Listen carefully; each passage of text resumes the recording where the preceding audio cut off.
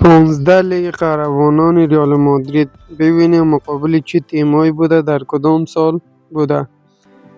19 56 4-3 به نفع ریال مادرید.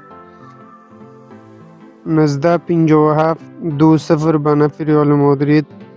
19 58 مقابل میلان 3-2. 19 59 2-0 به نفع ریال مادرید. 19 60 7-3 به نفع ریال مادرید.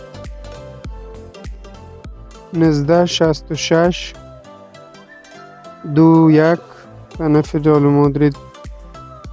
19 98 1-0 مقابل یوونتوس. 2000 3-0 مقابل والنسیا.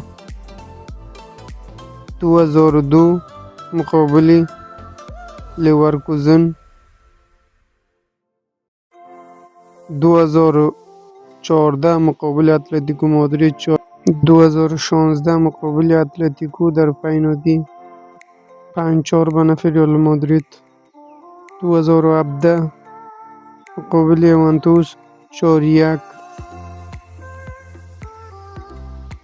2018 3-1 به نفع ریال مادرید مقابل لیورپول. 2022 1-0 مقابل لیورپول. 2024